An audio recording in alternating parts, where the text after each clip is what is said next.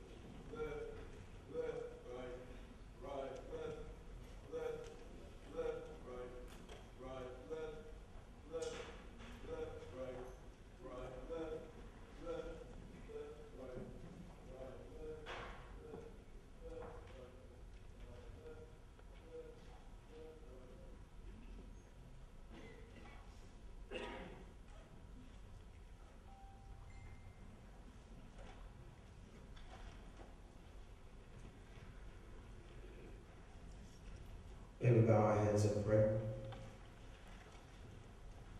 Eternal God, author and sustainer of all things, we sincerely and earnestly invoke your spirit and your great power into this place. We thank you. Thank you for the many years of education, sustaining grace, and favor that you've already bestowed upon this incredible institution of higher learning. We thank you. We thank you for the leadership, the staff, the faculty, and the fresh anointing that you've endowed this institution to be able to carry on its endeavors. We thank you for the new president, the new zeal, the new passion that she brings to the educational pursuit of all of our young people. God, we thank you. Now we ask that you will be the prevailing force to oversee this ceremony, and that ultimately your will be done. Grant us, according to our heart's desire, to see victory over any obstacles or hindrance that may beset us, and give us your peace throughout this auspicious process and occasion. In short, God, have your way. Move in this place, and please get the glory. In Jesus' name, amen. Amen.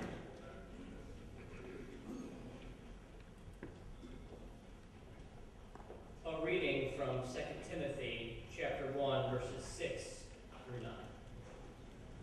For this reason I remind you to fan into flame the gift of God, which is in you through the laying on of my hands.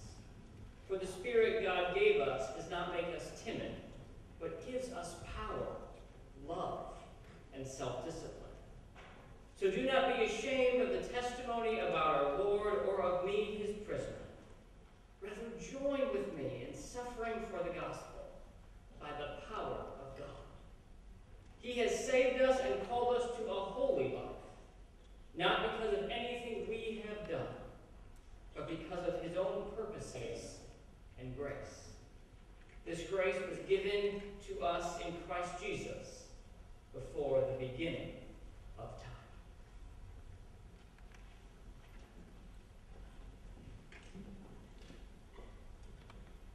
A reading from the prophets, Jeremiah 29:10 through 14. This is what the Lord says.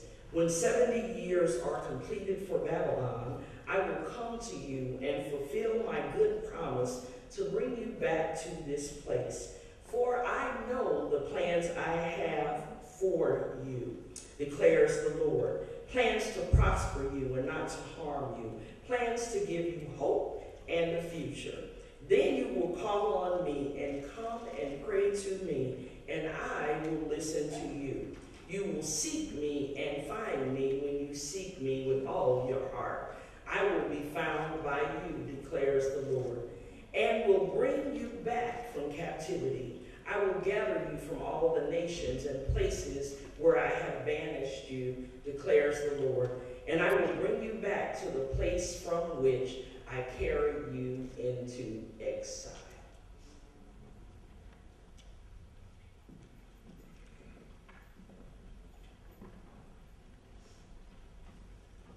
Please be seated.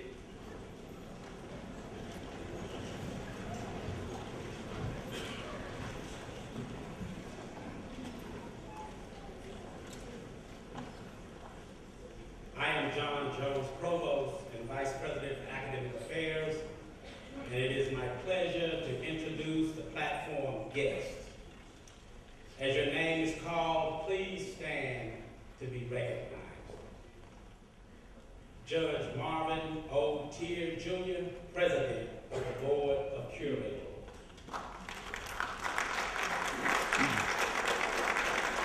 Mr. Frank J. Logan, Sr., Vice President of the Board of Curators.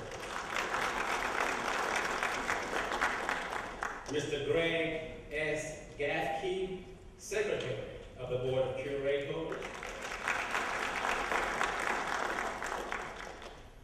Dr. Don W. Cook, Sr., Member of the Board of Curators. Dr. Winston J. Rutledge, also member of the Board of Curators. I will now introduce former presidents and interim presidents of Lincoln University who are on the roster. Dr. Kevin D. Rohn, Sr., 19th President of Lincoln University. Dr. Connie B. Hammaker, interim president of Lincoln University. Dr. Michael A. Middleton, interim president of Lincoln University. The remaining platform guests will introduce themselves in the order as they appear in the program. Thank you.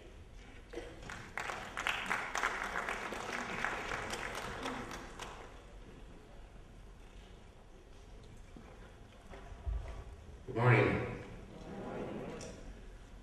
As Secretary of the Lincoln University Board of Curators, it's my pleasure to present the members of President Woolfolk's family and the delegates representing the institutions of higher education from across our country. Will all the members of President Woolfolk's family please stand and be recognized?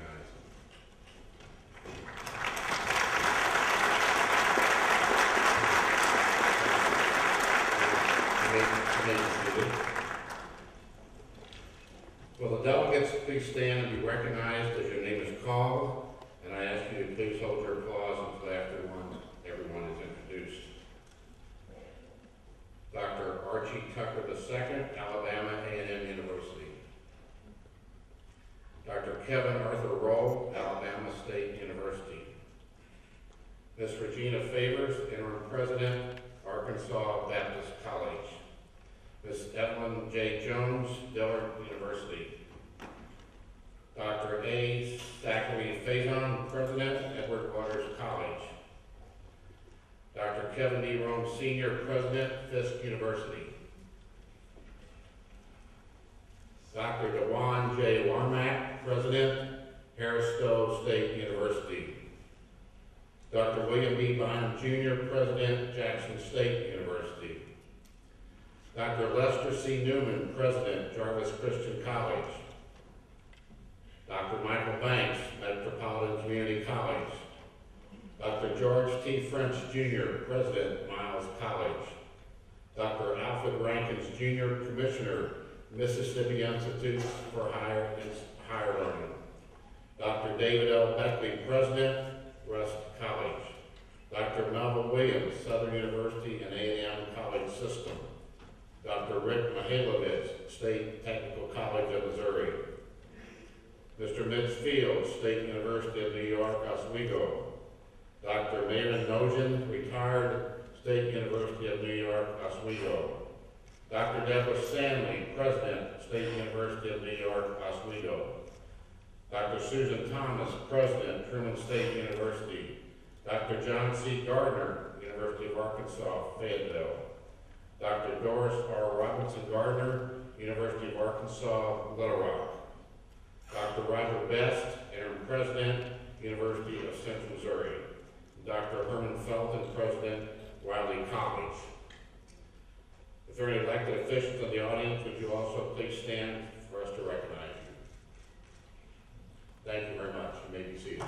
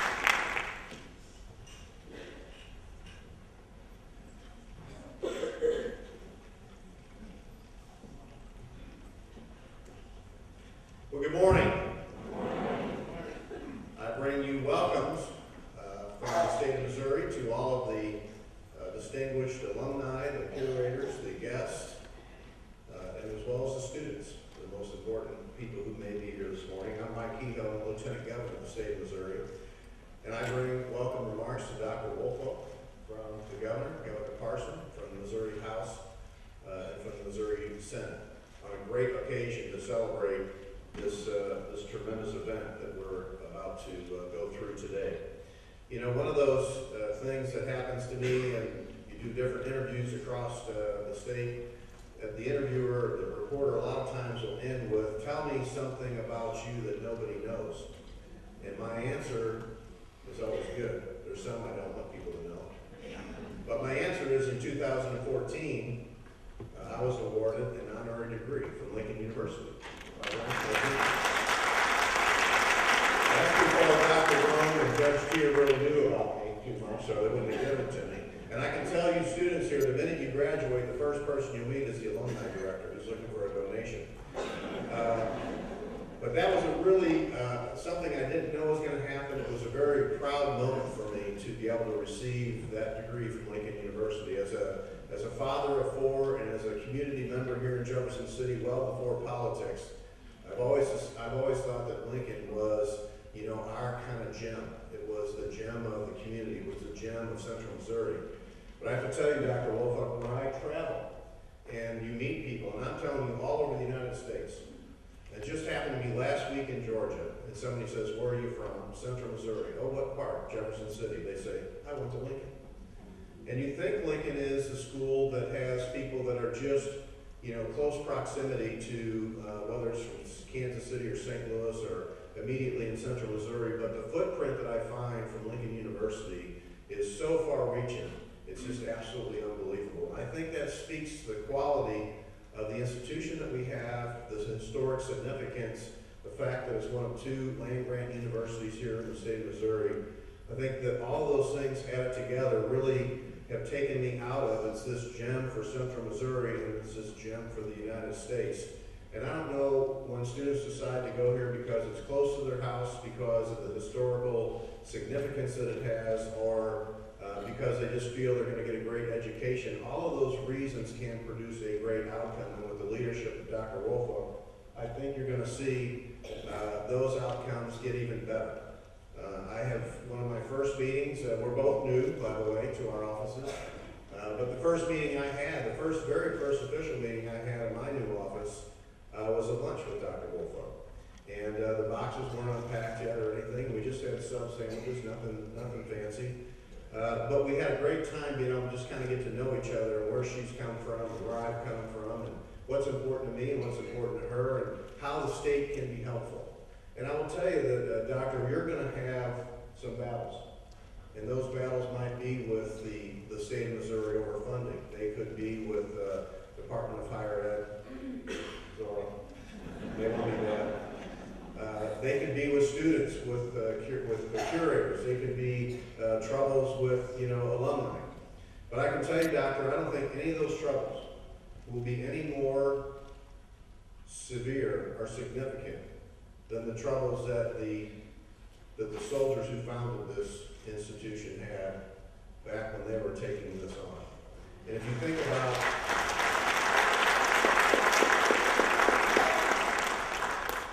you think about the trials and tribulations they must have went through, and the ones that are actually documented, as well as the ones that aren't documented, you quickly realize that all of those pains and all the things you think are insurmountable are nothing compared to what they would have went through. So it's on behalf of those people, founders, that founded this great institution, that I am just absolutely so proud to be here today and to be able to welcome your new president, the 20th president to this university. That is something that we're very excited about. It is something that I'm happy to be able to do as Lieutenant Governor, but it's even more, I'm more proud to be able to do it as a dad, as a person with an honorary degree, and as a community leader that's been involved with many things that have happened in the Jefferson City area. We just can't be more proud of the facility, what has happened over the last several years, and what we know the future is like with Dr. Woolfolk in charge. So congratulations, and it's my honor to have been here today. Thank you.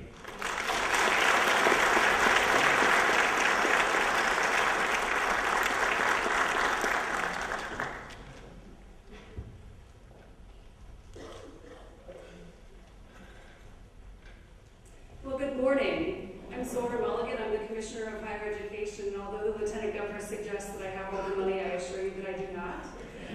But I really am so pleased and honored to be here this morning to bring further greetings from the state of Missouri, and particularly from its higher education community. I want to thank and welcome all those colleagues from around the state who've made a priority of coming here today. I also, on a personal note, want to take a minute to welcome Dr. Woolfolk and her family to the neighborhood. I live just a couple of miles from here. Lincoln students are my neighbors. The Lincoln campus is my backyard, and so I'm particularly happy to see so many of her family here, and I hope that you'll be able to stay for homecoming. You can already smell it, starting with the barbecue down at the bottom of the parking lot. I'll be able to hear it from my back porch all weekend with your band and your other celebrations, so welcome. You've picked a perfect time to visit.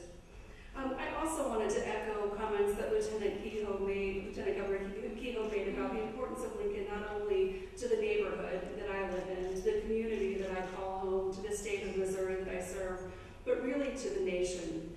Lincoln is an institution of national significance. It is of the utmost importance that it have a national caliber leader. That's why I've been so pleased to make the acquaintance of Dr. Woolfolk and to early on get a sense of what she'll bring to this job.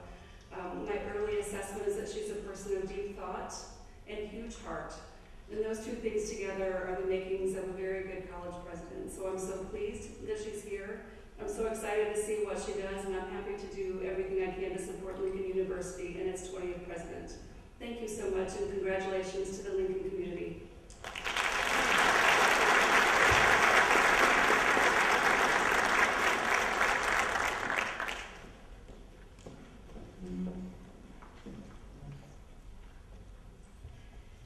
I'm Carrie Turgeon, Mayor of Jefferson City, and it is an honor to welcome all of you here today. For those of you that live here and know what a wonderful community this is, I welcome you. And for all of you that are visiting, we are so very happy to have you here in Jefferson City. As the second woman to be elected as mayor of the capital city, I want to say to you, Dr. Woolfolk, what an inspiration you are to me and to all of us here. And at my first meeting when I was elected mayor, the first thing I said is, I would like all of us to think of Lincoln University as our hometown university. Wherever we're from, wherever we went to school or didn't, wherever we are, Lincoln University is our hometown university. And Dr. Woolfolk, you are living that.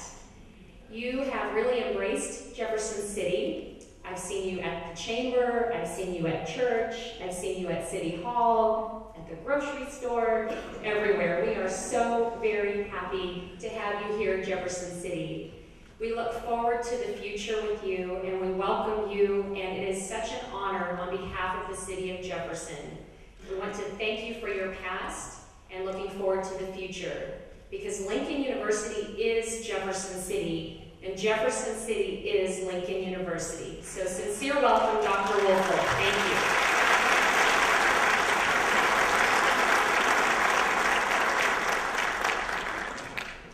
Good morning again. Dr. Woolfolk. Fellow curators, honored guests, administrators, faculty, staff, students, alumni, ladies and gentlemen. I'm very proud today to bring you greetings and extend to you a very warm welcome on behalf of my colleagues on the board. It's my pleasure also to welcome you to our campus, many of you for the first time for this special occasion. I hope you like it. It does look good, doesn't it? Over a year ago, the board was in the process of searching for a new president. Today we are honored to install Dr. Jerald Jones Woolfolk as the 20th president of Lincoln University. Ladies and gentlemen, enjoy this special day. I know we will. God bless you all.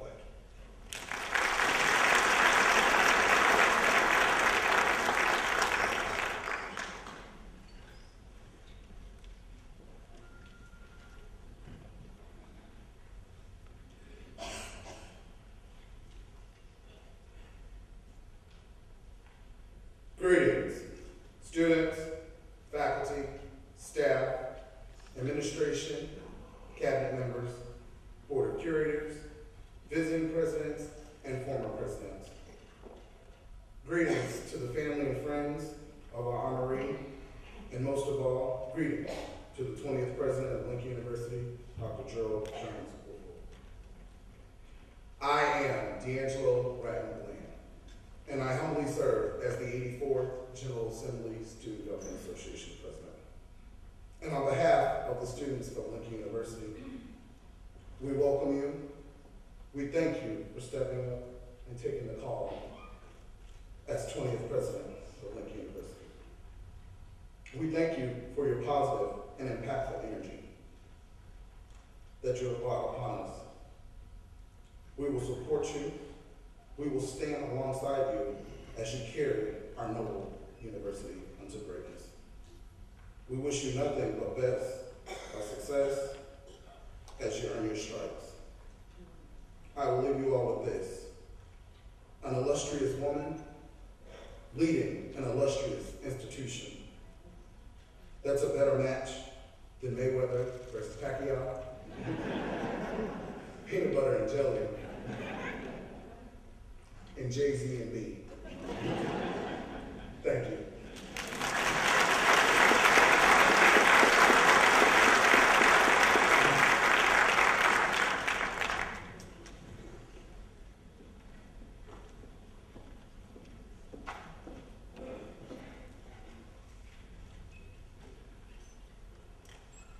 Good morning. Okay, that's about 3 voices I heard. Good morning. Good morning. It is a beautiful occasion. My name is Gina Johnson, and I serve as the Lincoln University Alumni Association president. On behalf of the Lincoln University alumni, we welcome our 20th president and the second female to serve Lincoln University to our alma mater. I can say without a shadow of a doubt that all chapter presidents across this country, executive board members, and all active and inactive alumni across this nation are excited and eager to work alongside you, Dr. Woolfolk. We are excited to move our university and our alumni into a new positive, progressive, and prosperous direction. Our concerted efforts with the Board of Curators, the Lincoln Foundation, our business initiative with mentoring, and our Office of Recruitment will prove to be vessels to place us again amongst the highest rankings of those institutions that provide financial, emotional, and academic support to our students. The students are the reason that we are all here. We want to say thank you, congratulations, and again, welcome to our wonderful, beautiful institution. And at this time, I'd like to take personal privilege to say she is the first woman of Alpha Kappa Alpha Sorority Incorporated to serve.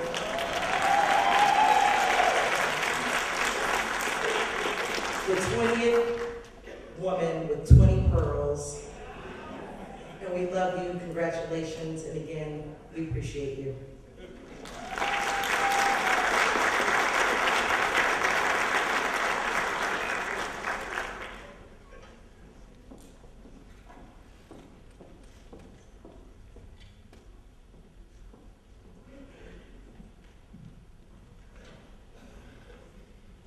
Good morning. And welcome guests, our dais, everyone, and hope you enjoy homecoming students. My name is Hardy Dorsey. I chair the Lincoln University Foundation Board of Directors. And on behalf of the Foundation Board of Directors, I bring greetings and welcome to Lincoln University. We're so very proud of this grand occasion, and we wish President Woolfolk all the many successes. I graduated in 1969 out of St. Louis, Missouri, and my wife and I married while we were still students here, so we've been married 50 years. Our second,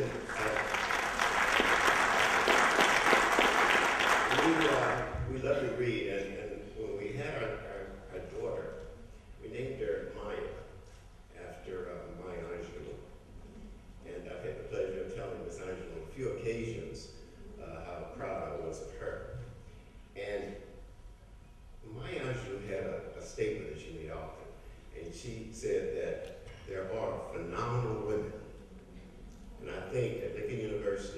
just elected a phenomenal woman, and we look forward to supporting you in your many successes, Dr. Woolfolk.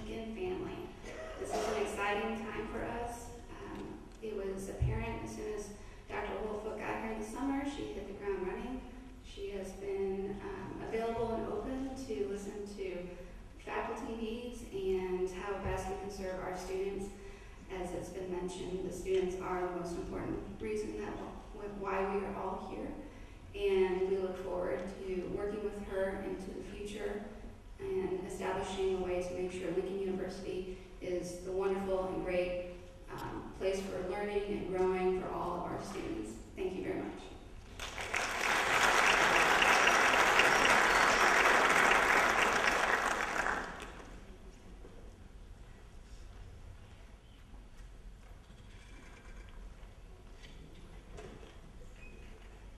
Dr. Woolfolk. Esteemed guests, and I think most esteemed of which are Dr. Woolfolk's family and friends, my colleagues and faculty and staff who serve this amazing institution, and the students of Lincoln University for whom we are Lincoln. I want to welcome all of you to this important event in our institutional history. For those of you who I have not had the pleasure to meet, I am Jamie Smith. I'm the chairperson of the Staff Council, and I am honored and deeply grateful today to offer greetings to Dr. Woolfolk on behalf of the Staff Council, but it seems insufficient to just offer greetings. I mean, you've been here for 4 months already, right? So I want to offer you something in addition. St. Augustine of Hippo, who was the great theologian and philosopher of Northern Africa, had this term he used, the tranquillitas ordinis, which means the tranquility of order, or well-ordered concord. And he used it to describe peace. The idea was that everything in the world was put in its order, and that peace stems from alignment with this divine order. And alignment is a concept that's not foreign to the academic world. It's actually the central principle of the activities of a university, whether it's research, education, or career formation. In research, the research problem has to align with the research question, which has to align with the methodology, and so on. Education, course goals align with class goals, which align with learning activities, and so on. In career counseling, we often try to find the alignment of a person's passion with their knowledge and skills with the work that they're going to do. It's about alignment. And that's what I want to offer you today. The peace that comes from things when they are rightly aligned. I hope that whatever challenges we're going to face together in the future, here at Lincoln University, I hope that you will experience this peace of alignment with the will of your divine Lord, Dr. Woolfolk. And as St. Paul writes in Philippians chapter 4, verse 7, may the peace of God that surpasses all understanding guard your heart and mind in Christ Jesus.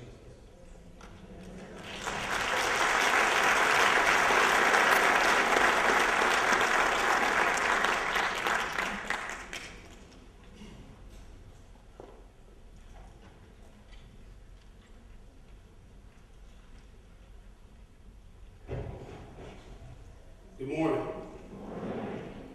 On behalf of Mississippi's system of public universities, I'm honored and extremely happy to be here to celebrate the official union of a great university with a great administrator and a dear friend, President Jerald Jones Woolfolk. President Woolfolk, as you embark upon this journey, I encourage you to always consider 5 points.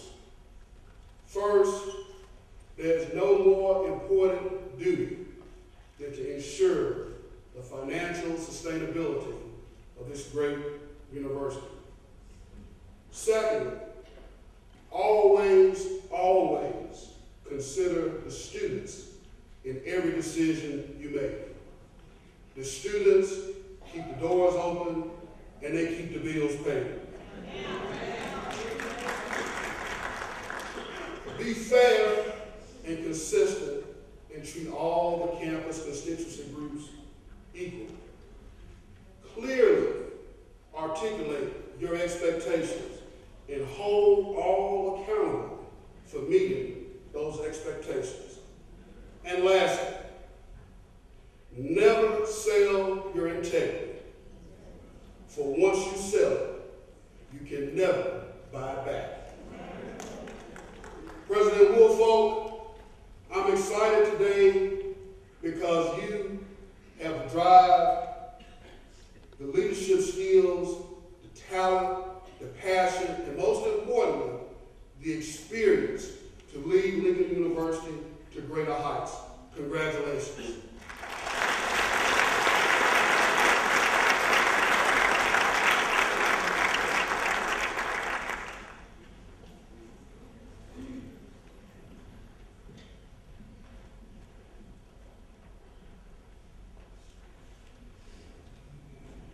Good morning, everyone.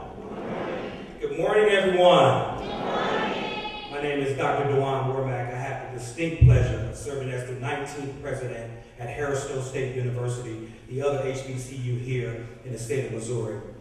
So I want to start off by thanking my sister for allowing me to say a couple words here. So I'm going to shift my president's hat a little bit because this is going to be slightly informal. Dr. Woolfolk, we 6 years ago, so we've known each other over 10 years, but 6 years ago we had the opportunity of sitting in a leadership institute for future presidents. And during that time we sat in a meeting, both of us were vice presidents, and we said during that time after our session, we were in a small group together, we said, not if we become president, when we become president, how we will serve the population we will serve. So today, you officially are a president, and we discussed the things that we discussed. And so it's so real for me as we reflected on that moment together and talked about our commitment to students, our unwavering support for the mission of HBCUs, and both of us having that opportunity to do so. I want to leave you with 4 things as well. I would say stay and remain dedicated to the folks that matter. And the folks that matter is these folks sitting right here. Not saying everything else, as they talked about, it's going to be some tough times in these jobs. And it's a lonely time, but the folks that's going to be there with you when you're not in that presidency will be the folks that's sitting right here. So don't lose perspective. We do 12, 14 hours in these jobs. And then oftentimes the people that we neglect are those folks right there. So remain dedicated to the family. Secondly, remain committed to the mission of this amazing institution. As you heard folks say before, Lincoln University has a distinct mission of serving the population here in St. Louis. Remain committed to serving the students, faculty, and staff. Thirdly, I say stay motivated. It's a tough job. Stay motivated, continue to believe in yourself. And lastly, when you have those tough moments, for me, faith is everything. Stay prayed up. Remember to pray, keep your faith, and you have a friend down the street you can pick up the phone at any time to call. Congratulations, my sister, and I know you will do amazing work here.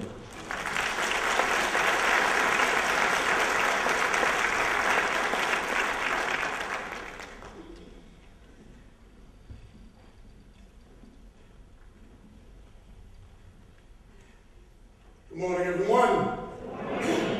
I am Dr. William D. Bynum, Jr., the self-described God-loving, God-fearing, blessed and highly favored, elected president of V.I. Love, Jackson State University. What an awesome blessing indeed. Ladies and gentlemen, Jackson State University, one of this nation's largest and highest ranked HBCUs. Jackson State University, a higher research-intensive university offering the bachelor's, master's, specialist, and 14 doctoral degrees. Jackson State University, the institution that confers the third most doctoral degrees on African Americans. Jackson State University, home of 4 NFL Hall of Famers: Lim Barney, Jackie Slater, Walter Payton, and Dr. Doom Robert Brazil. And of course, Jackson State University, home of the baddest band in the land, the summa cum laude bands, the sonic boom of the South. So ladies and gentlemen, if you're ready to challenge your mind and change your life like President Woolfolk, then we invite you to come join us at Jackson State University.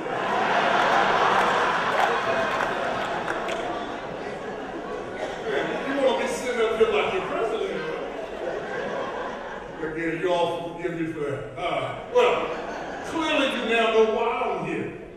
Well, I'm here because, of course, Madam President said she wanted to make sure that her president was here. And so that's why indeed I've made sure that I've come here to Jefferson to partake in this outstanding occasion. Well, whether or not she made me come or not, I would have come anyhow. You see, as most of you know, the way we rank institutions and the way we regard institutions, a lot has to do with their graduates. What have their graduates done? What have their graduates accomplished? And so, as for those of you who don't know and have not read her bio, of course, you know that Dr. Woolfolk has earned 2 degrees, her bachelor's and a doctoral degree from Jackson State. And so I'm here as a very proud president as we celebrate one of our most accomplished graduates. Indeed, President Woolfolk. I had the opportunity to see her at the White House Initiative just recently. And looking at her again, you know, some people were just made for certain roles and responsibilities. I love the way that her energy and enthusiasm and the way, again, she assumed and knew that she was indeed home, exactly where she needed to be as the president of a university, of this university. Ladies and gentlemen, I also was asked the question, how do you think she'll do? Well, as all other folks have said, she'll do just fine. She has the experience, she has the background, she has the vision to lead this institution to greater heights. And so Lincoln University is going to be just fine under the leadership of President Woolfolk. And so I'm here to say that, again, that this 2-time tiger, who was born and bred as a Jackson State University tiger, is indeed ready to lead the Lincoln University Blue Tigers. So, ladies and gentlemen, I leave by simply saying this, Dr. Woolfolk, I ask you, encourage you to do as I try to remember to do each and every day, and that's, again, thank God for this awesome blessing. This awesome blessing. We get an opportunity to lead an institution, and it truly is a great blessing. And so I ask you to try to remember as I try to remember to do each and every day, and that's to look back and thank God. Look forward and trust God. Look around and serve God. Look within and find God. Because you know, like I know, that when those praises go up, those blessings come down. God bless you, everyone.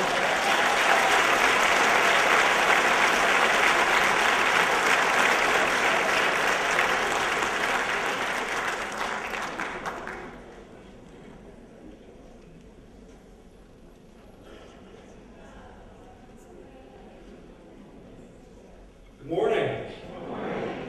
For those of you who do not know me, which is all but about 5 of you, my name is Tucker Schultes, and I am a graduate of the class of 2015 from the State University of New York at Oswego.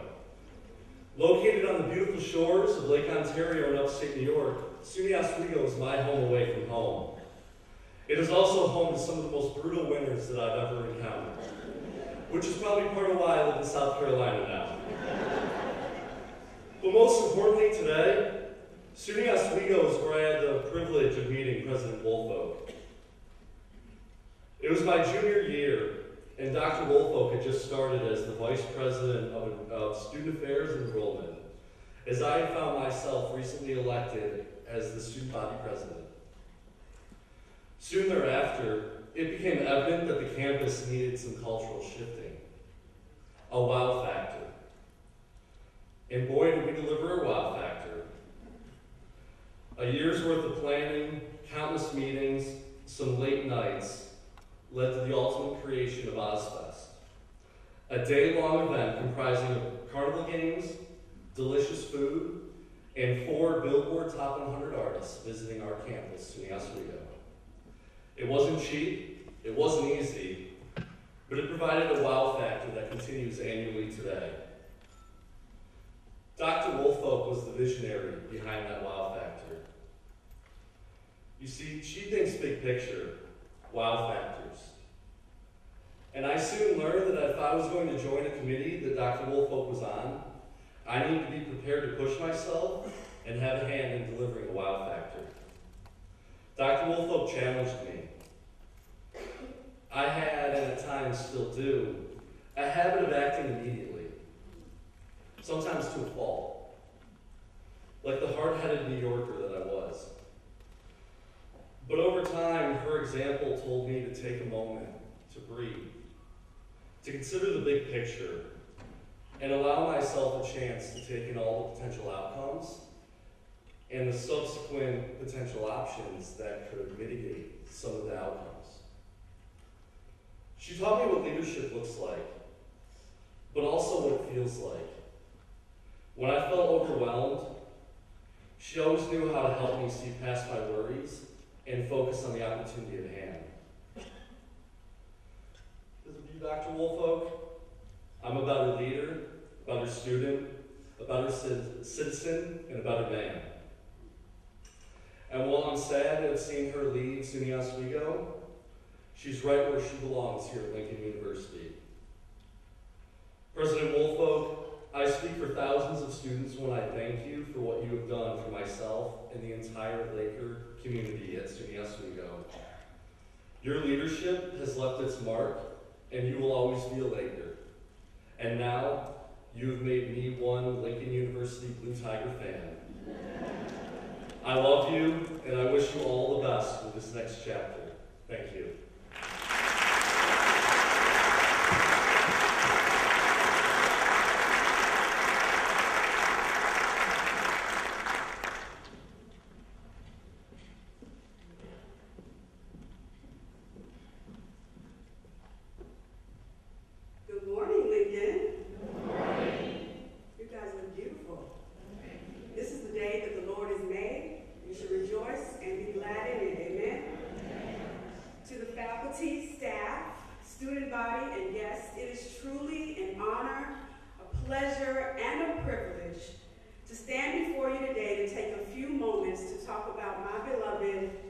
Dr. Jerald Jones Woolfolk. My name is Dr. Tony Owens, and let me start by saying that Dr. Woolfolk's guidance has made a permanent, positive imprint on my life. I currently reside in Owen Park, Kansas, but at the core of me, I'm a Southern girl who was raised in the Delta of Southeast Arkansas. I graduated from the University of Arkansas Pine Bluff, and I also hold a master's in business and a doctorate in organizational leadership. And I stand here today bursting with pride to proclaim that I am a direct product of Dr. Woolfolk's influence, encouragement, direction, undying love, and support. I first met Dr. Woolfolk over 25 years ago on the campus of the University of Arkansas Pine Bluff, where she was my advisor during my reign as the 64th Miss UAPB. I remember the day that I first met her. Her smile was bright as the sun. Her laugh so infectious. Our connection with our Southern roots touched my soul. Her warm and giving spirit, but more importantly, her love for her students drew me to her immediately. And the fact that we both have freckles sealed the deal for me. She was my friend for life, whether she liked it or not. Words cannot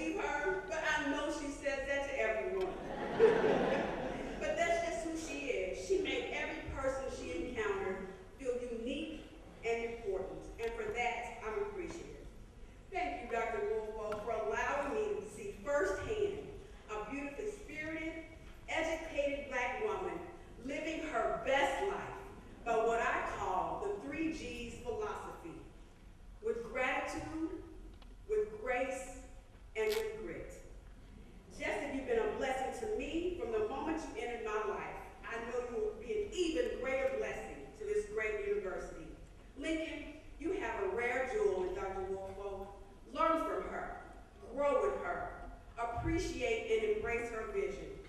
Congrats, Dr. Woolfolk, on this amazing opportunity to yet again shape, mold, influence, and change the trajectory of so many in only a way that you can do. Lincoln, please savor this moment for this journey that you're about to embark on. And under her tutelage, I'm truly looking forward to watching Lincoln soar to new heights. In the words of the Allstate commercial, you are in good hands. God bless you. God bless you.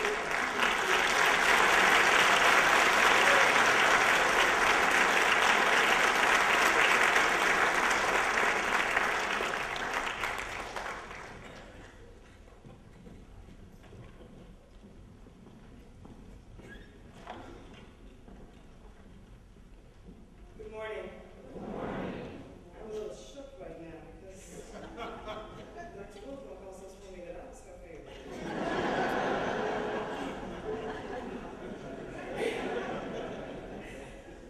Good morning. My name is Noni Gaylord-Hart, and I'm an associate professor in the psychology department at Loyola University. I am honored and thrilled to be here today to celebrate the installation of my mentor, my role model, and my friend, Dr. Jerald Jones Woolfolk. 25 years ago, I stepped on the campus of the University of Arkansas at Pine Bluff to start my freshman year.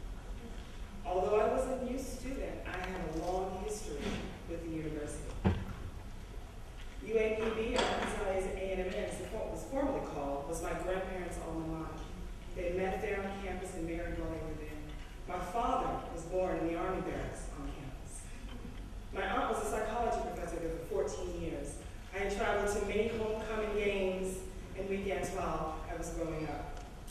So although I felt the usual sense of anxiety and apprehension that freshmen experience, I also felt very much determined. I was where I was supposed to be. I felt a sense of comfort and safety.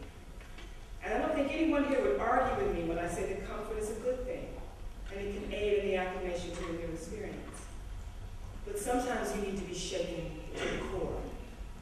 You need to be turned upside down and inside out. You need to have an experience that makes you question whether you have really been doing it right all along. And for me, that experience was meeting the woman we called Dean Woolfolk. My freshman year, I met Dean Woolfolk.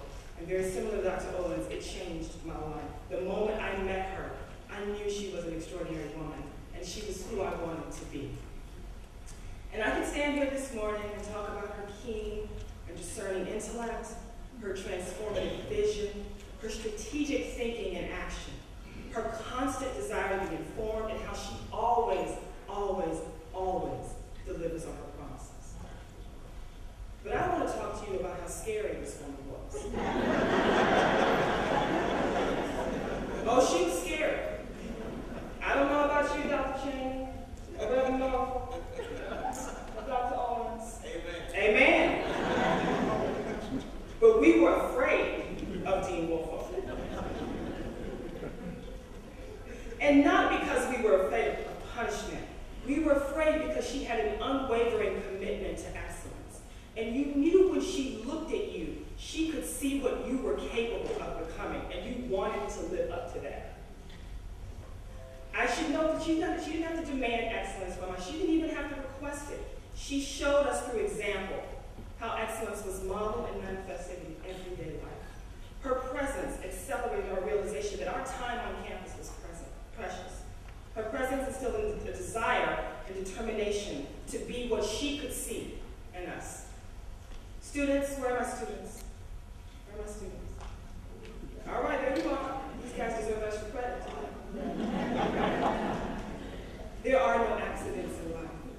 I mentioned that my aunt was a psychology professor at UAPB, but what you should know is that my aunt was a member of the search committee that brought Dean Woolfolk to campus when I was just a junior high school. My aunt left the university before I started my freshman year, but she had unknowingly selected the person who would pick up where my family left off. She took me under her wings, she mentored me, she nurtured me, she impacted my life in ways that I am still realizing 25 years later. Students, it is no accident that you are here at this moment in time at Lincoln University with the Dr. Jerald Jones Woolfolk as your president. It is ordained, it is predetermined, it is meant to be. If you are a student, turn to your neighbor and say, neighbor, this is where I'm supposed to be. Right here, right now. And what I know about this woman, this extraordinary woman, is that she will lead by example to ensure that Lincoln University, the administration, the esteemed faculty, and the incredible staff pick up where your loved ones left off by pushing you to heights that you never thought imaginable and preparing you to lead your community, your nation, and your world. Congratulations to you for being here at Lincoln University, and congratulations to my friends. I love you, Dr. Woolfolk. I know that you will continue to model excellence in your new position. Thank you.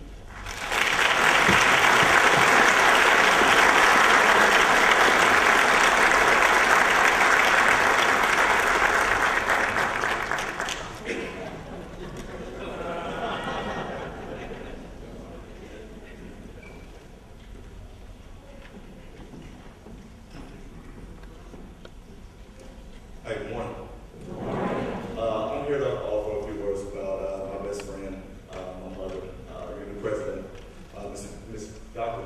Jerald Woolfolk. So for me, it's been an interesting journey to see her get to this point. I've seen it from, I guess, a much more unique perspective, being her one and only son. And I know she talks about me, so I appreciate you guys know more about me than I would like to know.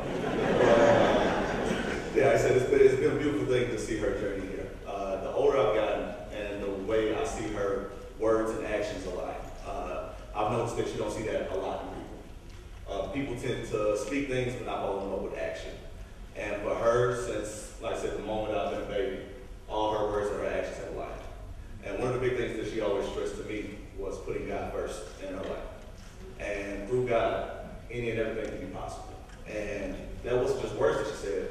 That was the moments where I saw her spending time in church playing the piano. Those were the moments where I saw her a part of the choir. That was when I saw her reading her Bible. And that was everything that she instilled in me as a kid. Always put God first. One of the other things that's always reached out, that's always stuck out to me is her work ethic. I remember coming home in the summer during her PhD program, and you get to a room and it's just floor to ceiling with papers everywhere. And I'm just absolutely lost. It looks like a Law and Order crime scene investigation. And she's just swamped over the computer. And then, a few months later, I see her walking across the stage getting that doctoral degree. And for me, it always showed me that whatever I'm willing to work at, if I'm willing to put in that amount of time, I can accomplish that. And the last thing that I want to speak on that always stuck out to me, especially with her work, is how much she loved to work. As you can see from students as long ago as 25 years to a student that I went to undergrad with at Oswego State in Tucker, she builds special bonds with people. And you can tell that she really loves what she does and that she's committed to doing everything that she does. So I have no doubts in my mind that my mother will be one, if not the greatest University president, and she's going to really, really help out around here. And just thank you for your time.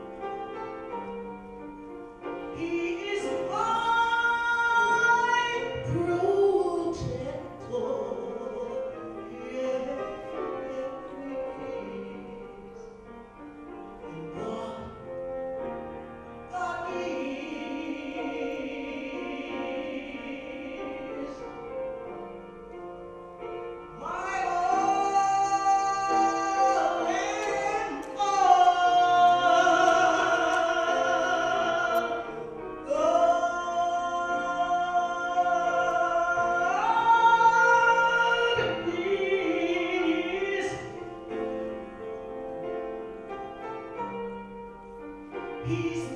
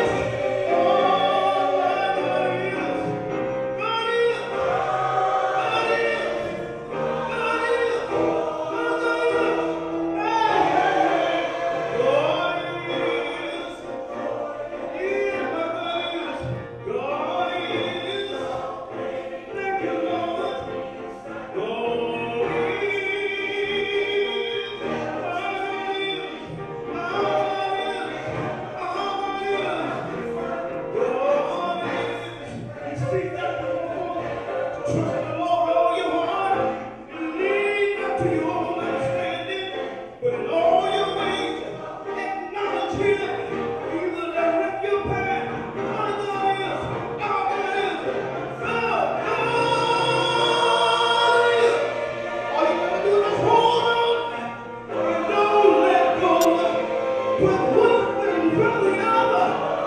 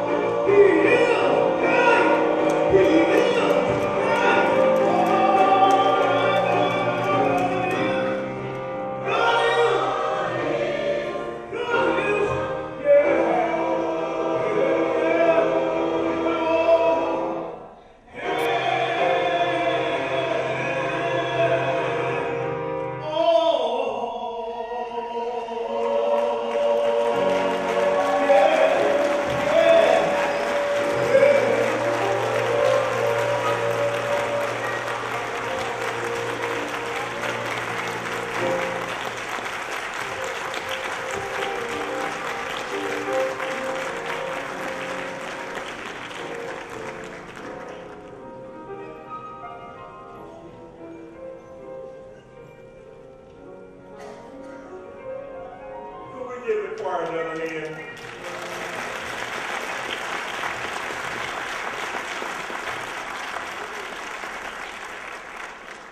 While the choir departs the stage, let me say good morning. As Vice President of the Board of Curators, it gives me pleasure this morning to introduce our guest speaker. Our speaker for today is Dr. Harry Williams. Dr. Williams is the President and Chief Executive Officer of the Thurgood Marshall Scholarship Fund in Washington, D.C.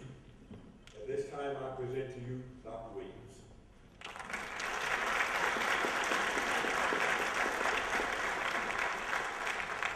Good morning. Let's give that choir another round of applause.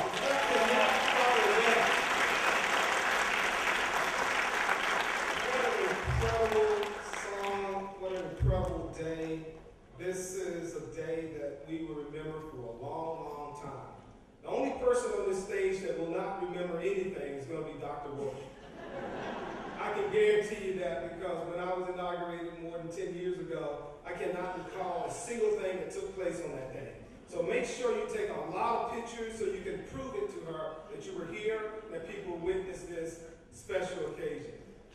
It is an honor to be here, to be a part of this incredible program, to celebrate my friend. Dr. Woolfolk and I, we go way back. I mean, way back. I first met her in 2005 when she was working at Mississippi Valley State under the leadership of Lester Newman, who is president of Mississippi Valley at that time. Lester is now president of Jarvis. And she was working also with Dr. Jerald Peoples, who is also here with her. And they had a challenge at Mississippi Valley at the time. They wanted someone to help them with enrollment. They needed to grow their enrollment. So Dr. Peoples and Dr. Jarvis tagged Dr. Woolfolk and said, "You will do this, and you will lead this effort, and it will be successful." So they called me in. I was working as a national consultant for Noah Levis, which is at the time one of the leading consulting firms in the country, to be the project lead. And when we go to a campus, we are assigned to someone that is a go-getter, someone who will get in your face, someone who is not afraid of anybody. And they gave me Dr. Woolfolk. I didn't know her, didn't have any relationships with her, but I had an incredible professional relationship with her. And on that journey, when you are working to change an institution, and you're working to enhance the profile of an institution, you need a person like Dr. Woolfolk. I can assure you, from my seat now as president of Thurgood Marshall College Fund, Thurgood Marshall College Fund is the largest fund in America, serving more than 300,000 college students at HBCUs in this country.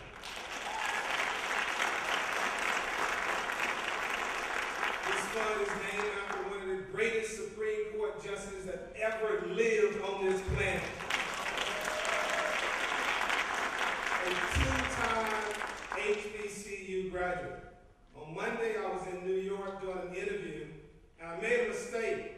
And they asked me about the Thurgood Marshall College Fund. I said the Thurgood Marshall graduated #1 in his class from Lincoln University in Missouri. And they corrected me real fast. Lincoln University in PA. But I said people in Missouri will claim him too, because we can all claim Thurgood Marshall. He also graduated top of his class at Howard University. And when we asked, 31 years ago, we asked the Supreme Court Justice if he would allow us to use his name. The founder of this fund, Dr. Joyce Payne, made that ask. And the reason why she went to Thurgood Marshall was because we were looking for a name that when you say that name, is a name that no one can touch. It's a name that someone will want to be identified with. It's a name that signifies excellence and quality in everything you do. And that's Thurgood Marshall. And that name, our goal, our vision, is changing the world one leader at a time. And that name, in 30 years, we have been able to raise more than $300 million for our students attending our HBCUs. So your name, it matters, it counts. So when people speak your name, you want to make sure they speak it clearly and they speak it with positive energy. When I got the call from the search firm that was leading this search, Dr. Woolfolk had me listed as one of her references. I can remember it just like it was yesterday because I was in Washington, D.C., in the parking lot, in the basement of my building, getting ready to go in. And when he called me, he said, you've been identified as a person who could talk about a candidate for a job at one of the most prestigious HBCUs in the country. A candidate that's going to take a position, that's going to lead an institution. Dr. Jerald Woolfolk. And I said to the person who called me, true story, I said, I don't know anything about any other candidates, but you can stop the search right now. Go ahead, don't bring anybody to campus. Go ahead and give her the job, get it over with, because it costs too much money when we're paying you guys anyway. You've already identified the right person. And the guy said, you are very confident. I said, yes, I am confident, because I know Dr. Woolfolk. And I know the characteristic traits that you need to be a successful president. And I'm going to name the 4 traits that are very important for a leader to have. And when you have these traits, you can move mountains. Trait number 1 is determination. Having that determination to do what you want to do. The family here can attest about Dr. Woolfolk's determination. She was determined to be in this seat today. There is no accident. It was very deliberate in her efforts to be in this seat today. That's determination. Lincoln, you have a determined person that's going to move this institution. Persistence. Persistent. Show up and get on people's nerves constantly. Is that Dr. Woolfolk? She will be persistent and she will go at it and keep going at it. And as a president, you need someone who's going to fight for you. Very persistent. Be very persistent. Number 3, commitment. Totally committed to HBCUs. Totally committed to the students. Totally committed to the faculty. Totally committed to the work. You heard it from the mayor already. She's going to the grocery store. She's going to the Chamber of Commerce. She's going to the legislature. She's there. She's committed. And when you have that person, you got the makings of a great president. And finally, endurance. You got to have the endurance. You got to have the willpower. You got to have the staying power. And what is so appropriate for her to be president at Lincoln University? Before I became a college president, I was a track guy. And we all know Lincoln University is one of the greatest places in the country for track athletes. We know that. We know that you have 13 national championship teams. National championship teams. That is a big deal. And when you are a track person, like myself, I also coach track. We know that when you get up every morning and you're focused on your task and you're focused on the job, as a track person, you got to be dedicated, you got to be committed. The presidency is designed specifically for a track athlete because you need endurance. It's more designed for a distance run because you need endurance in order to stay in power. But I'm going to give you an analogy for the track people who are here of how we all needed to do it together. Dr. Woolfolk is not here by herself. So on a track team, sometimes you have what we call a relay team. And on that relay team, we all depend on each other when you have a relay team. And there's a relay event, it's called the distance medley. Anybody here know what a distance medley is? So the track. Everybody in Lincoln better know what a distance medley is. You guys got one of the best distance medley team around. There are 4 legs in the distance medley race. The first leg is you got to run 3 laps on a 400-meter track. So you need a special type of person that's got a mixture of endurance and a little speed. The second leg of an endurance team is a 400 run. That's the sprint. That's someone that goes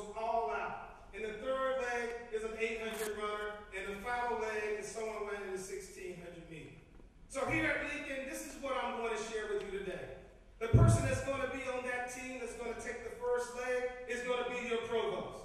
Your provost is going to run those 3 laps. You can look out today, he may not look like he can run, but he can run.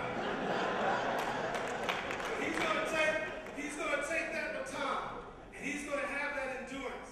And he's going to have that endurance to go. He's going to become the provost, is the anchor, is the foundation of your institution. Is someone that's solid, that's there. They got to have a little sprint, and they got to have a little endurance to deal with our beloved faculty, because we love our faculty. But you got to be able to deal with it.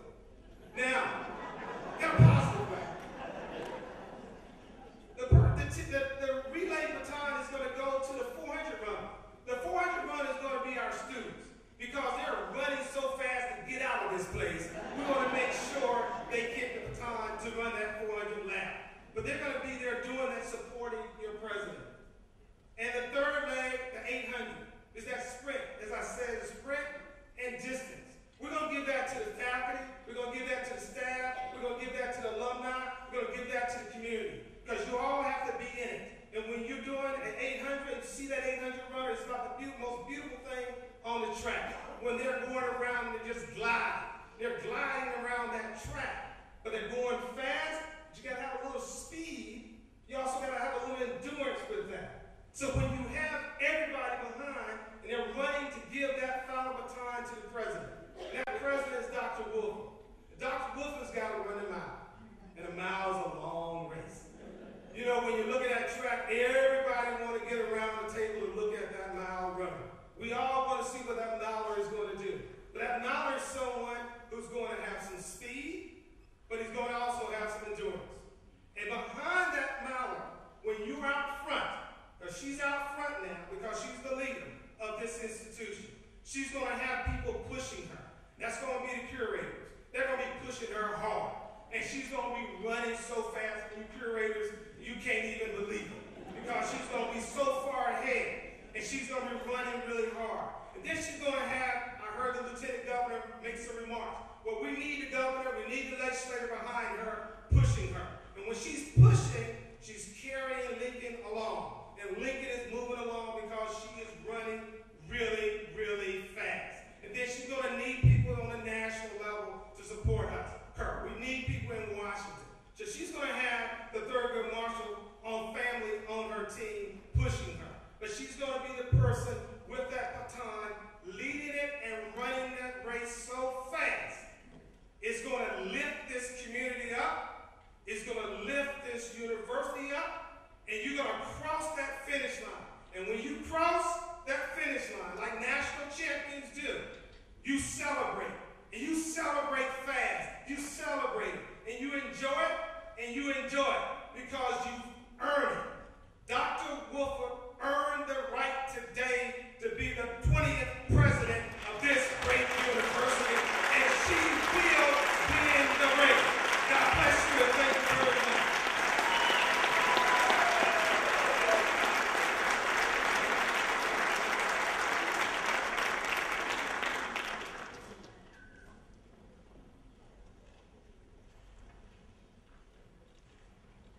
Dr. Williams, thank you very much for that inspiring address. Once again, good morning. I'm Greg Gaffney, Secretary of the Board of Curators. And where's Hardy Garner? Hardy and I were classmates together in 1969.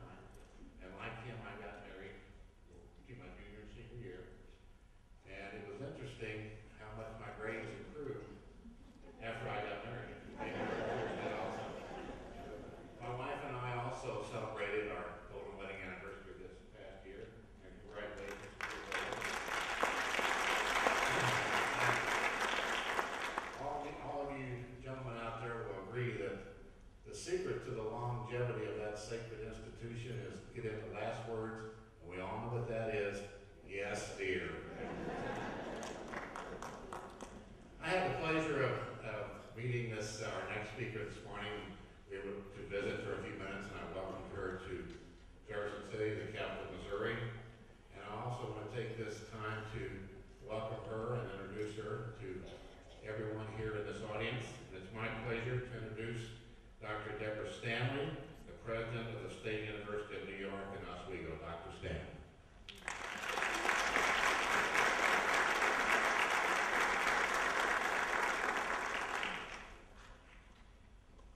Well, I said to Dr. Williams, how are you going to follow that community? Quiet. How am I going to follow Dr. Williams?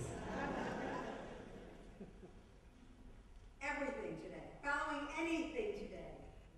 Jerald, it's all rings so true. It strikes me that you have built a legacy over a lifetime of letting people know who you are, what you stand for, and what you can contribute to this world. I am enormously, tremendously pleased to be here today. I'm filled with such pride and respect for Dr. Jerald Woolfolk. And at Lincoln, I'm going to offer remarks that do just a little something different. I actually haven't known her all that long, now that I think about it. But I'm going to talk about Jerald at a non-HBCU and what she's done for our institution along the way. And I think it gives you an insight into who she is as far as not only demonstrating her love and care, but thinking about it and being close to the theory and the practice of what she does. She came to Oswego in January 2014. Do you know where Oswego is? And she immediately put her personal and professional imprint on our campus community. She had done her homework, so she knew she had her work cut out for her. The division had been doing well, but it was on autopilot the last few years before she arrived, and the whole world was changing around it. One of our major changes was happening. We rapidly increased ethnically and culturally diverse students on our campus who had come from the greater metropolitan area 5, 6, 7 hours away. But our staff and our programming lagged far behind. I knew the moment Jerald walked in for our interview, and I heard that today from so many other people. Jerald walked in and the search was over. It really was. She would be my partner. I knew that. She would lead the division, and she would be the team leader to transform the campus. I also knew that the moment she stepped on the campus and came through the threshold, she was going to walk out the other door. Because it was so clear that Jerald was going to be a president. And I pleaded with her even on that first day, in that first interview, please give me 4 or 5 years. I will work with you. I will be your partner too. We will do this together. I can imagine that many of you here at Lincoln immediately felt that way when you first met her. Jerald has that kind of striking presence. You just know she understands the importance of our work, and she has insight and experience to raise the bar on performance. And she came prepared, sort of. It was January. She was locating from Mississippi Valley State all the way upstate New York. She arrived in a snowstorm in a bright red Jaguar sedan. It's true. She gave up the ghost in about a week and bought a Jeep. The Jag was put away until spring, but it came out every spring. And then just to round out her auspicious beginning at Oswego, she promptly broke her foot. Undaunted, she rested her knee on a scooter, and she scooted and glided everywhere she could. She made an entrance. That was a tough break in February in Oswego. But I tell you these stories so that you can know, you can count on her bravery and her tenacity, and of course, her never-ending goodwill and good humor and her style. She had to give up her shoes, too. Jerald truly made Oswego a better place. I'm so happy for her in her new role. Seeing her reminds me of all the wonderful attributes she brought to bear on the programs and people at SUNY Oswego. And thinking about speaking today, I thought I would try to zero in on a profile of a powerful leader in higher education today. We all know we have huge challenges in the current climate of ideological divides and fiscal uncertainties. But there are challenges that put our institutions at risk, but also grand challenges in the world, right? That threaten our country, our nation, and the whole world. Jerald is an excellent example of a leader who understands the centrality of higher education to make a difference. She also knows the only way to really make that difference is through our students. Jerald has a passion for students that fuels her commitment to the success of every student. We all know that personal contact from any one of us, and I want to say that again, because I want you to remember when you leave this hall, if you just make eye contact with the student, you say hello, you have a conversation, you can reduce that student's anxiety and lift their sights, helping them realize their goals. Jerald's mantra was, we need to reach out and put our hands on them. She said it over and over and over again, to help guide them forward and back to their path. That takes a lot of energy. She visited every residence hall, and we have 13. We house 4,200 students on the campus every semester. She had pizza nights in her office with invited student guests. She ate in dining hall. And weather permitting, whenever she was free at the end of the day, she took off on a walk to circle our very large campus, making sure to connect personally with students all along the way. By walking around, she became a beacon. Students knew Jerald, but more importantly, they felt that she knew them. While she couldn't calm the waters of Lake Ontario, she had a way of soothing the people she met with a wave of her heart. She's a leader who understands that closing the gap between her and the people she leads can exponentially enhance the impact that she can make.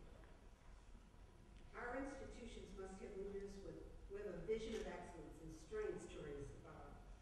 A person who can inspire and cultivate a culture of excellence can assure student success on many levels. Striving for more and better takes energy and hard work.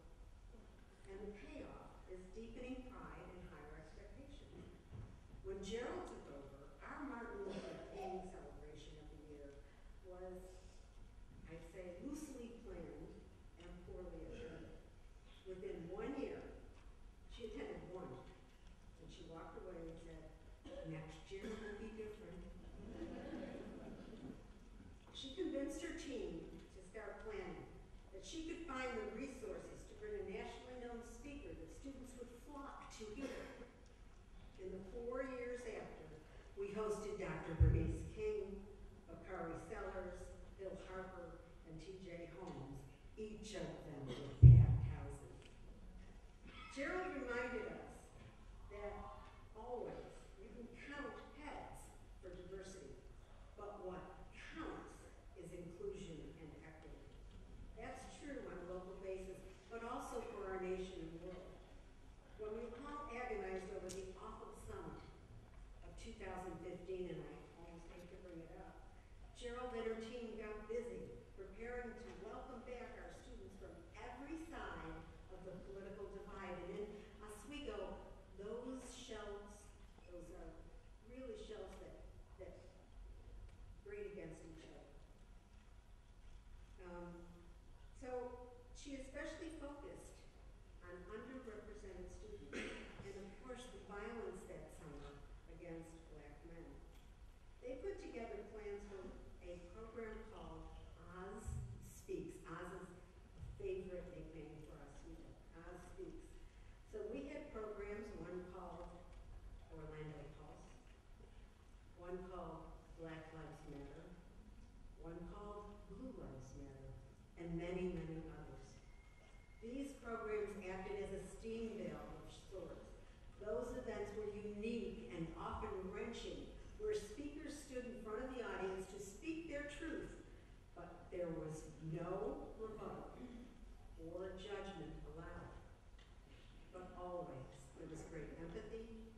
and there were often many tears. It really worked. It brought our community together. Empowering students means you have to hand over the reins. Not an especially easy thing to do if there's any risk involved. And Jerald did demonstrate her competence, as you heard from Tucker earlier, about creating OzFest, a day-long, on-campus, multi-venue festival and concert.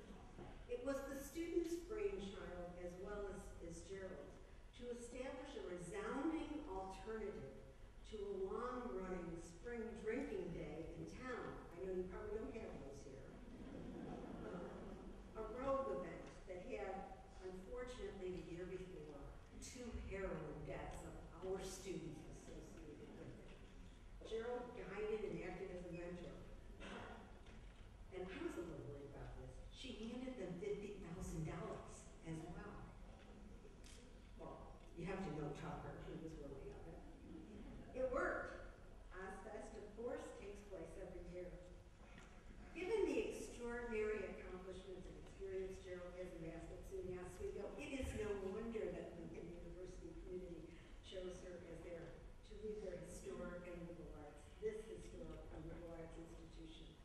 Her nearly 3 decades in higher education administration at 4 institutions showcase her record, as you've heard here today, as an innovator who sets clear and high goals and provides leadership to achieve them, but also demonstrates amazing heart when she's dealing with other students, and faculty, and staff, and administrators, and community. She gathers them all in. Martin Luther King Jr. said, "The function of an education is to teach one to think intensively and to think critically. But it's intelligence plus character. That is the goal of true education, and Jerald gets it. She knows that if she's there as a role model, if she can intervene when she sees someone moving off the path and gently guide, well, sometimes gently guide them back, sometimes not so gently, that a true education can in fact change the world." I am so proud of Jerald Woolfolk.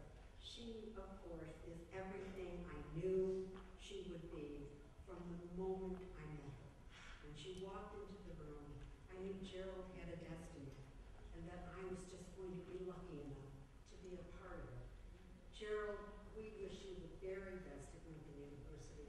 We have no doubt that you are already making a significant impact here. But please know, you always have a home at SUNY Oswego. You may not miss the snow, but our beautiful lakeside campus, we hope, will always have a place in your heart. Madam President, with all honor, respect, and pride, congratulations.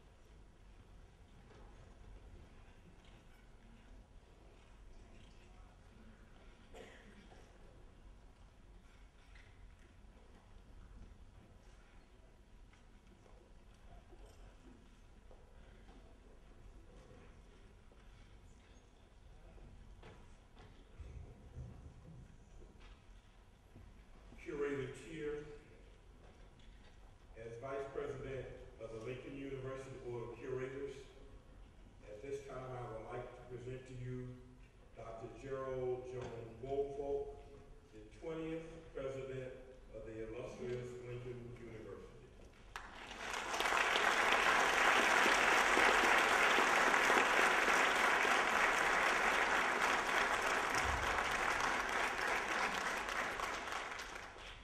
To my colleagues, the honorable dignitaries of this great assembly, to the family and friends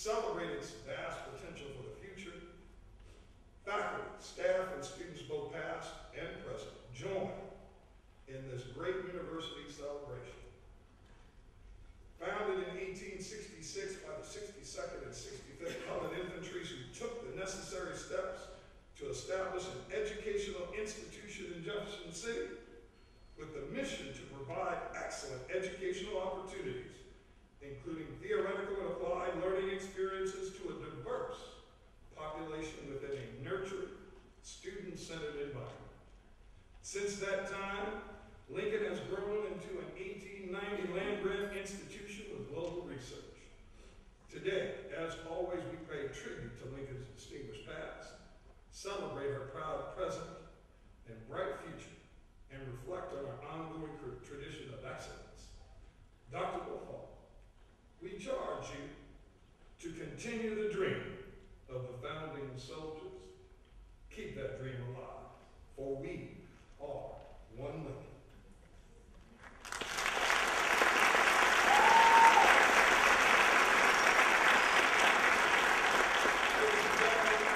We've got more, but I present to some and introduce to all the 20th President of Lincoln, Dr. Jerald Jones Woolfolk.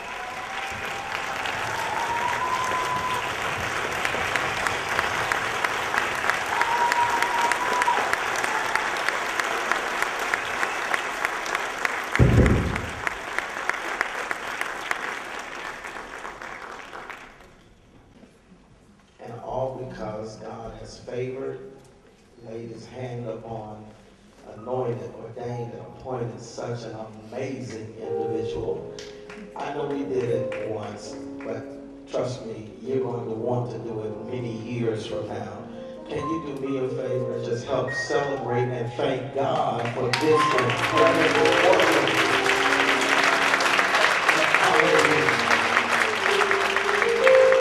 Scripture says, give honor to whom honor is due, and she is so worthy of honor. There's so many things that I could say, but so many things that people have already said that echo the sentiments of my heart. I first met, I am Smokey Woolfolk. Everybody's supposed to introduce themselves. What's left of them, as I often say. But I met her as a freshman on the campus of University of Arkansas at Pine Bluff, where I'm a graduate, and she was not President Woolfolk, she was Dean Woolfolk. And so from that moment, and that was just a few years ago, Dr. Cheney, just a few years ago. He's older than I am, amen. From that moment to now, she's gone to all these schools around the country, and I would come in and she would always say, this is one of my babies. And I'm sad to tell you that I was always the favorite.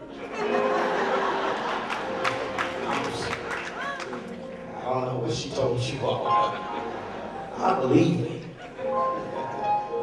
And I would continually say, Dean Woolfolk, Dean Woolfolk, Dean Woolfolk. And everybody would look at me like Dr. Woolfolk, Vice President Woolfolk.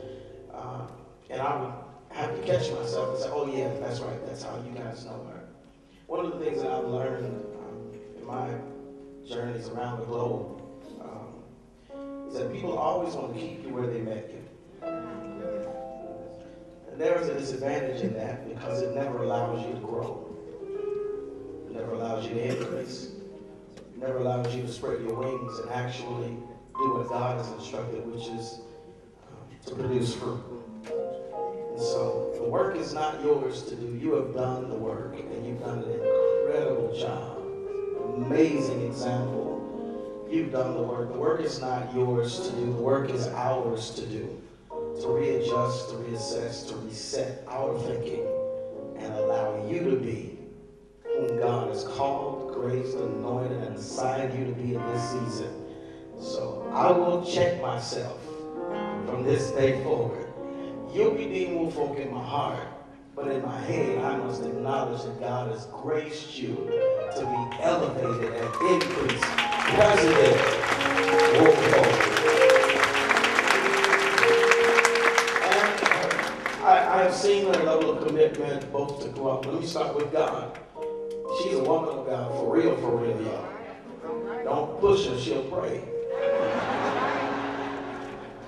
I remember as a kid, even before college, long before college, junior and senior high school, seeing her walk to my left, or if I was on the piano, to my right, down that particular side aisle of the sanctuary every Sunday and take her usual seat. My father was her pastor. So even as a child, I saw her be faithful and consistent to both ministry and to God. Then I saw her be faithful to the university to the extent, Dr. Bynum, that until today, I never knew she went to Jackson State. I thought she was from UABB. Her school pride and her joy for our university was so strong, I said she must be an alumni. And then, of course, her commitment to her students is eternal, it's ongoing, it's perpetual.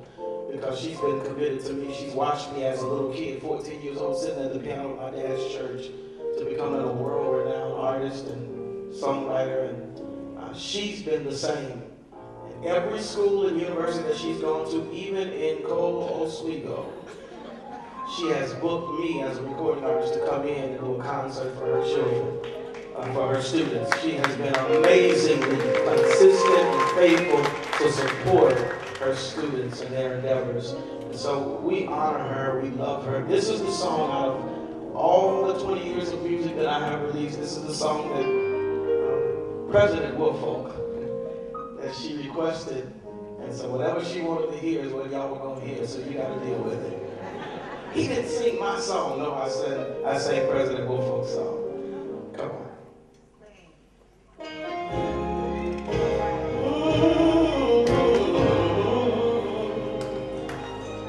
Sometimes I feel like giving up, and it seems like my best, it just wasn't good enough. I feel like I've done all that I can do.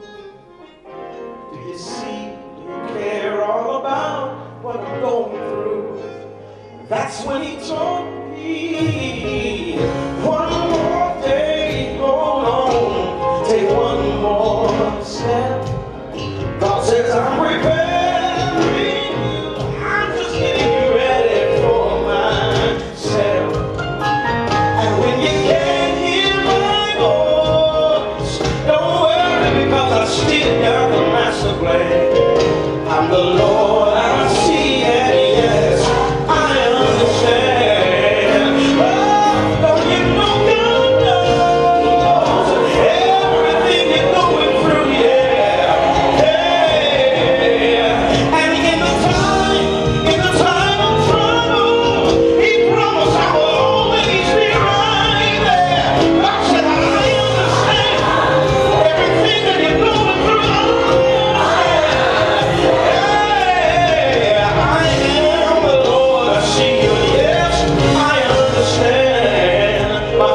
He says, I am the Lord. I don't care about your fake friends. I change their lives. And I won't forget you.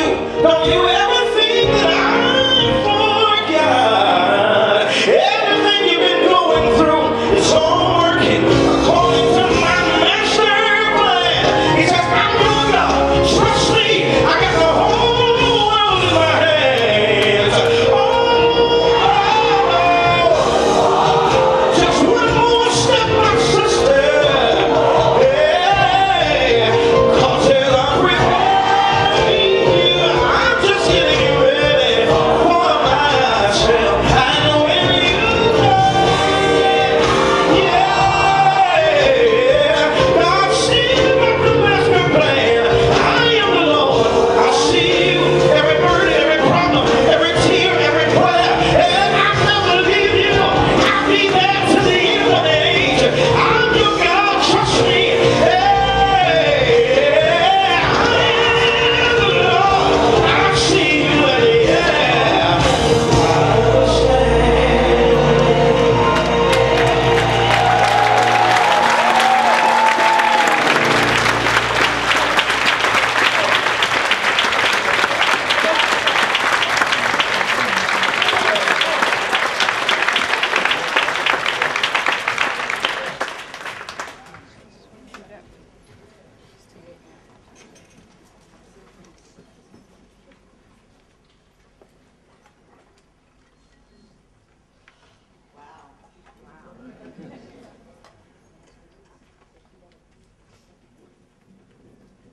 There are really no words to adequately describe my feelings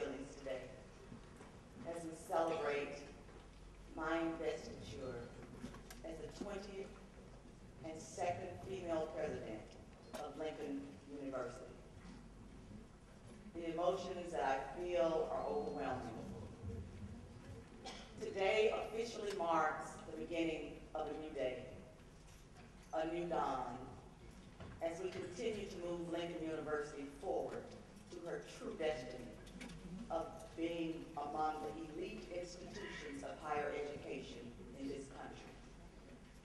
I say thank you to the Lincoln University Board of Curators. Thank you to the Lincoln University Presidential Search Committee, who unanimously selected me as the 20th president. And thank you to the entire Lincoln University family, including faculty, staff, students, alumni, and the people of Jefferson City, who have shown me nothing but love and support since my arrival. Thank you all for this opportunity and for making the dreams of a little girl from Leland, Mississippi come true. I do not stand here alone, and I was not able to achieve this on my own. I stand on the shoulders of all those who came before.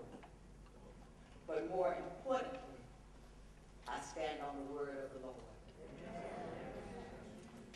For I know the plans I have for you, plans to prosper you and not to harm you, plans to give you hope and a future. There are many people who have contributed to my growth and development as a person and as a higher education professional, and now a university president.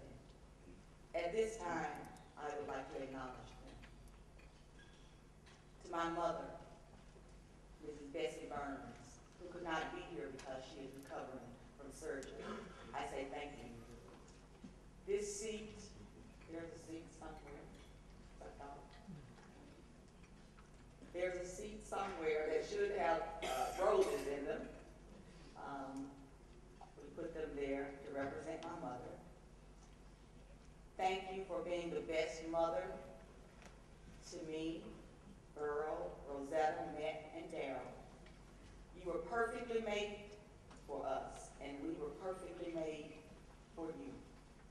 Thank you for making us believe, Mama, that dreams do come true and that nothing is impossible if you work hard and believe. You are indeed the reason that I stand here today with a sense of confidence and deep-seated belief that all things are possible. Thank you, Mama. We did it. And I hope that she is watching the live stream in her rehabilitation facility.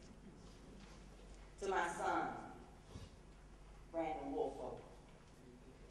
Brandon has always been my strongest cheerleader, always right by my side. Thank you, son, for your continuous support and for helping me get up when I would fall. Thank you for pushing me forward when I wanted to stop. No one knows better than you the journey to get to this point because you have been with me all the way. As I always say to you, and we've said this since you could talk, I love you to infinity and beyond. And I am very, very proud of your accomplishments. You are a beautiful, kind spirit. I pray eternal blessings on your life and know that Mama is always here for you. Without you, this would not be possible. To my family and friends in the audience who have supported me throughout my life, including my sisters, my brothers, my very special aunt, nephews, nieces, cousins, and other relatives and friends who are here with me today. Would you please stand so that people can see my family?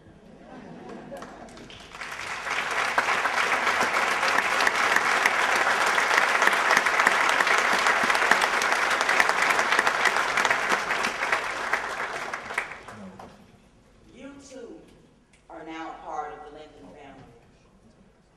So your continued support will be expected. I will be calling for your treasures. As today, as a know this. We commit to the establishment of a $25,000 endowed scholarship in honor of our mother, our grandmother, our sister, and our aunt.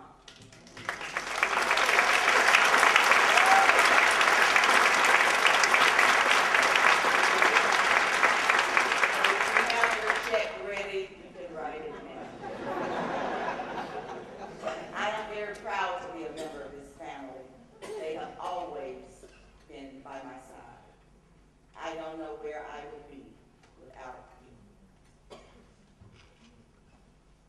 I have to remember my father and my stepfather and my brother, who are not here with us anymore. But I know that you're looking down here from heaven. And our love grows for you stronger and stronger every day. I hope that you are proud of what has become of your little girl and your little sister. Dr. Jerald Peoples, he's here somewhere. Dr. Jerald Peoples, would you please stand? I want to acknowledge you and thank you for teaching me how to be a great university administrator. It was under your tutelage that I began to expand my breadth of knowledge in higher education. As my supervisor for many years, you helped me to grow and see the big picture. Thank you for encouraging me to pursue my dreams and pouring into my life and remaining a trusted friend and confidant over the years. Without you, this day would not be possible.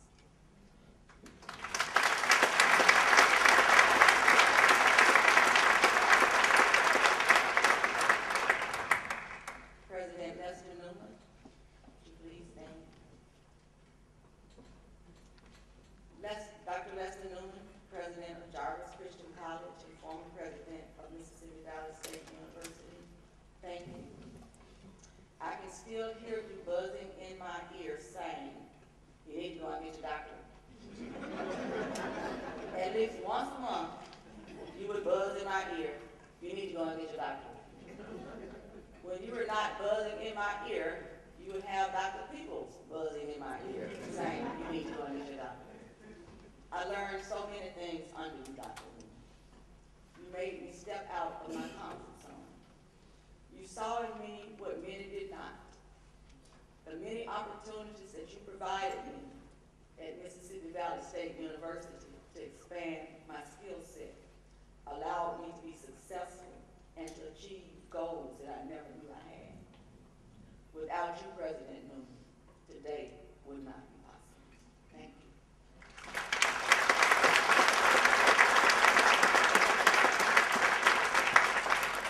Dr. Deborah Stanley, President of the State University of New York, Oswego. Would you stand, President? And I'm just crying, and no, Brian, already. We're gonna get through this. The moment I met you in our first interview, President Stanley, I knew that I wanted you. I knew that you held the key to making my dream of becoming a university president. You knew from day one that becoming a president was the trajectory that I was on. And you made sure that I had everything that was necessary to achieve that dream. You made sure there were no gaps in my experiences and provided the personal and financial resources necessary to fulfill those gaps. You have been my supervisor, my mentor, and my friend. You knew as you prepared me to be a better senior level administrator that it would eventually lead to my departure from Oswego. But it didn't matter to you because you knew for me there was a higher calling. Thank you, President Stanley. Without you, this would not be possible.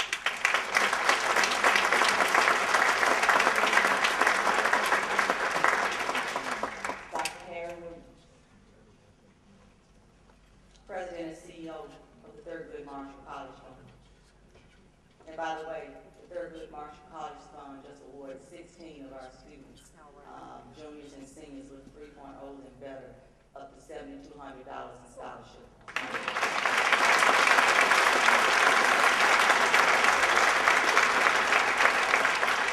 And it was because of that life, that 15-year relationship, that I was able to call Dr. Williams at around 6 o'clock in the morning and say, I need some help. And he told me what to do, and our students are enrolled in school. Dr. Williams, we have walked this road for many, many years. Together, my brother, my friend. I remember the day that you were named president of Delaware State University. I was on the Staten Island Expressway in New York City. I screamed so loudly that the people in the car with me thought that someone had died. Throughout this process, you have stayed by my side, supporting me in any way that you could.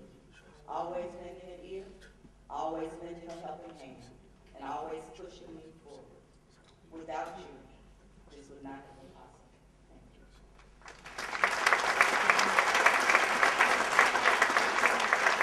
I do not stand here alone.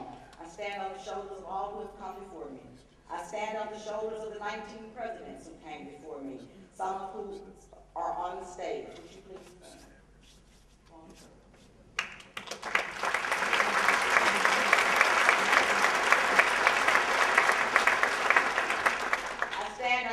On the shoulders of the soldiers of the 62nd and 65th Colored Infantries, who founded this great institution of higher learning, understanding that if African Americans were to prosper as free men, they would have to be educated. So with their life savings of somewhere around $100, these soldiers founded what is now Lincoln University. Our commitment is to continue their dream and to continue to provide access and opportunity to all, regardless of race, ethnicity, gender, or sexual orientation. Our commitment is to ensure that Lincoln University is sustainable for another 152 years. All right.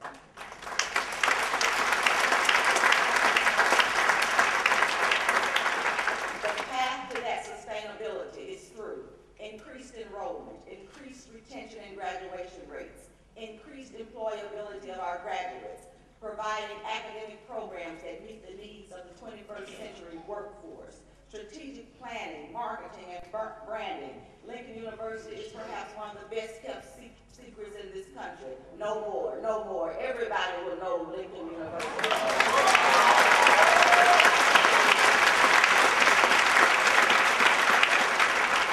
Developing stronger collaborations with the Jefferson City community, local and state government, increasing research funding, providing an inclusive environment where everyone has a sense of belonging to our university community. Honoring our past and celebrating our present and our future as one of the most diverse institutions of higher education in this country. Increasing our endowment, increasing alumni giving, and increasing corporate giving. These are our big goals, but I believe that together we can achieve them. I understand this is not about me. This is not about Jerald Woolfolk. It is not about you. It is not about the faculty. It is not about the staff. It is about Lincoln and the students we serve.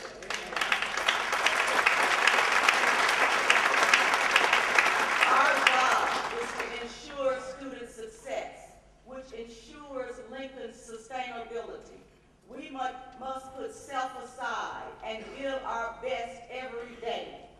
As many of you have often heard me say, we have to do more than what is required. We must do what is necessary. It is not okay to be okay. We must be great. We must develop that competitive spirit in all we do. We must never become complacent. We must keep moving. Faculty, staff, students, alumni, and members of our greater community. We must go beyond our comfort zone and do what is necessary. The future of Lincoln University is in our hands. I challenge each of you to search your heart and to ask yourself, am I doing all that I can do? Am I giving Lincoln University my very best? Can I give Lincoln University more? University will become what we make it. It's on us. It's on us. It's on us. We are Lincoln University.